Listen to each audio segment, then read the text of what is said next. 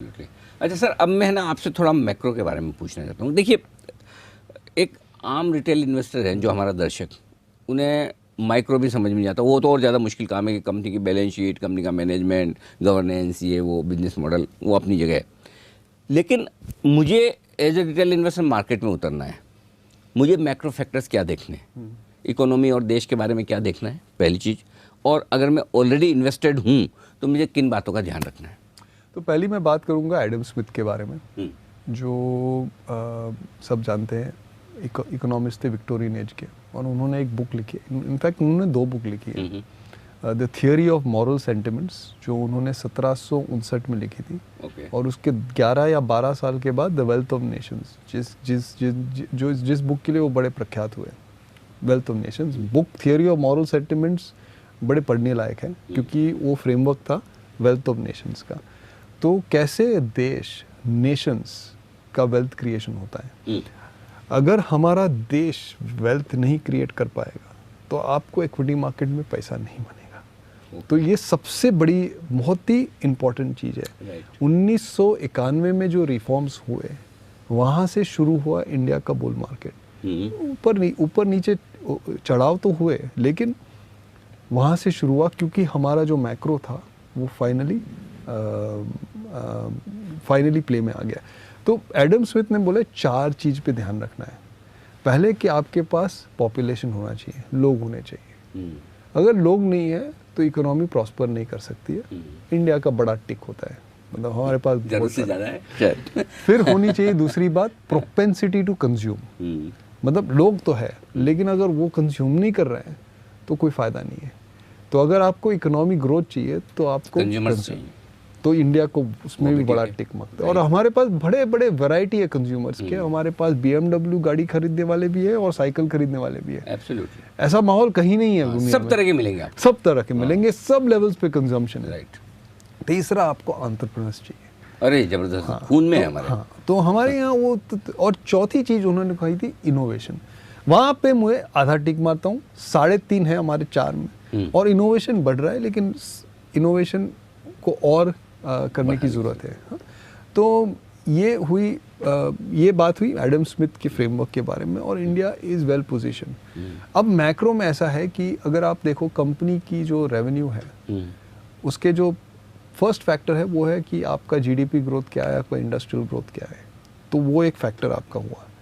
फिर दूसरी बात है, आपने रेवेन्यू बना दी, अब उसमें मार्जिन बनाना है, क्योंकि प्रॉफिट होता है मार्जिन इनटू रेवेन्यू। अगर मार्जिन 0 है, रेवेन्यू आप कुछ भी लिख दो, प्रॉफिट नहीं बनता है। तो मार्जिन बनाना है। अब अगर आप नीचे से ऊपर आओगे तो मार्जिन कैसे बनता है?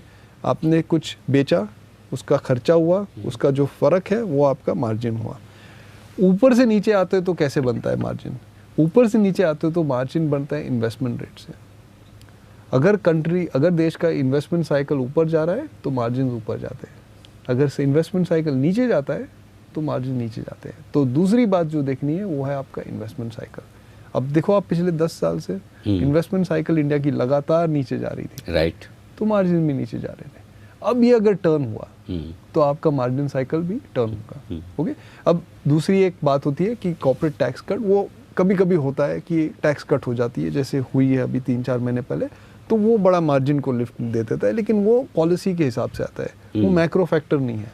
ओके। फिर तीसरी बात है कि क्या होता है कि हर एक कंपनी कर्जा लेती है, तो जो ब्याज का दर है वो बहुत बड़ा इंपॉर्टेंट हो जाता है। राइट। और ब्याज के दर से 2-3 चीज़ें और तय होती है। पहले की बात यह है कि क्रेडिट ग्रोथ कितना है, तो कंपनीज कितना बोरो कर रहा कहते हैं, वो डिटर्मिन होते हैं कि कितने ब्याज के दर। अगर बहुत ज़्यादा ऊपर है तो कम करेंगे, नीचे हैं तो ज़्यादा करेंगे। और ये सब महंगाई के दर की तुलना में है। एब्सोल्यूट बेसिस पे 9% इंटरेस्ट रेट्स में नॉट बी हाई। अगर इन्फ्लेशन 11 है तो 9 लो हो गया, क्योंकि हमारा एक कॉन्सेप्ट है रियल रेट का, मतलब ब्याज का दर माइनस इन्फ्लेशन रेट, महंगाई का दर।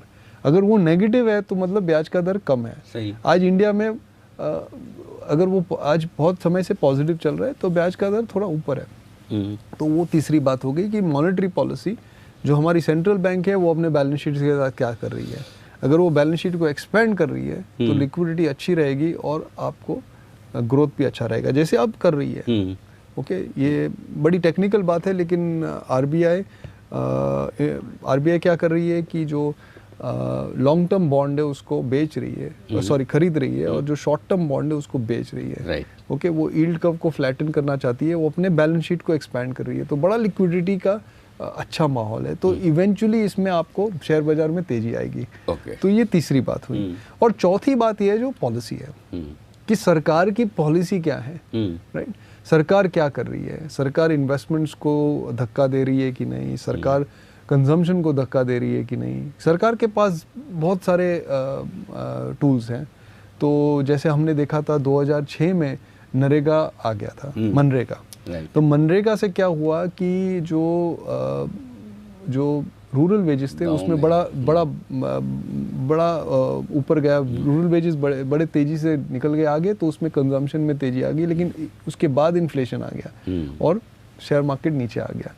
तो सरकार की क्या पॉलिसी है वो बड़ी इंपॉर्टेंट है। तो आज सरकार कर रही है प्राइवेटाइज, वो शेयर मार्केट के लिए अच्छा है। आज सरकार कर रही है कॉर्पोरेट टैक्स कट, वो भी शेयर बाजार के लिए अच्छा है। तो जो काम कर रही है सरकार उस पर आपको ध्यान देना है। तो ये चार चीज मेरे हिसाब से, ओवरऑल ग्रोथ क्या है, इन्वेस्टमेंट साइकिल कहाँ है, आरबीआई की पॉलिसी कहाँ है और सरकार की पॉलिसी कहाँ है, ये चार चीज को अगर मैंने बड़ी सिंपल टर्म हाँ, एकदम समझ में आ गया। बहुत सारा और भी होता है, लेकिन बहुत कॉम्प्लिकेटेड करने की जरूरत नहीं। ये चार चीज पे आप अगर आप ध्यान देते हो तो ठीक है।